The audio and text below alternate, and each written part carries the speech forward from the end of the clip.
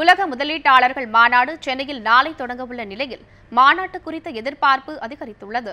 இந்நிலையில் இந்த மாநாட்டின் தேவை இலக்கு குறித்து தற்போது பார்க்கலாம். சர்வதேச முதலீடுகளை ஈர்க்கும் வகையிலும் தொழில்துறை வளர்ச்சியை அதிகரிக்கும் நோக்கிலும் உலகளாவிய முதலீட்டாளர்கள் மாநாடு சென்னை நந்தம்பாக்கத்தில் உள்ள வர்த்தக மையத்தில் நடைபெற உள்ளது.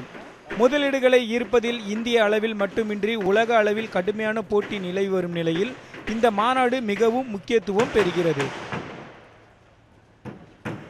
எம்ப்ளாய்மெண்ட் கிடைக்கணும், மேஜர் எம்ப்ளாய்மெண்ட், கிராஜுவேட்ஸ்க்கு எம்ப்ளாய்மெண்ட் கிடைக்கணும், ஆர்டினரி பீப்புள் அஸ் அ ஒர்க்கர்ஸுக்கு எம்ப்ளாய்மெண்ட் கிடைக்கணும். அந்த குறிக்கோளில் தான் இதே வந்துச்சுன்னா தமிழ்நாடோட ஜிடிபி, ஸ்டேட் ஜிடிபி இன்க்ரீஸ் ஆகும்.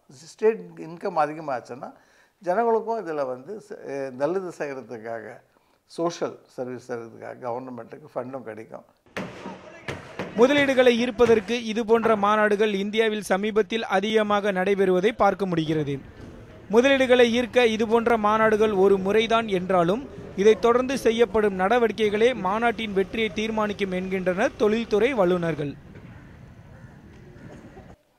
அதனால தமிழ்நாடு கவர்மெண்ட் இதை முக்கியமாக கவனித்து கிளியரன்ஸை அப்பப்போ அந்த கிளியரன்ஸை பண்ணி சிங்கிள் விண்டோ கிளியரன்ஸில் காலையில் 10 மணிக்கு அப்பாயின்மெண்ட் கொடுத்து 12 மணிக்கு அங்கே எல்லா சர்டிஃபிகேட்டும் 13 டிபார்ட்மெண்ட் இருக்குதா, 13 டிபார்ட்மெண்ட்டோட கிளியரன்ஸ் கையில் கொடுத்து அனுப்பிச்சிடணும்.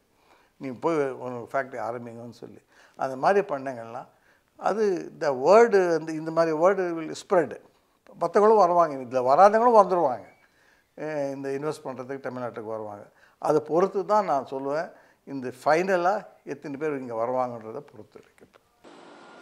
மேலும் விதிமுறைகளும் நடைமுறைகளும் எளிதாக்குவதன் மூலம் அதிக அளவில் முதலீடுகளை ஈர்ப்பதற்கான வாய்ப்புகள் உள்ளன. மதியழகன், நியூஸ் 7 தமிழ், சென்னை.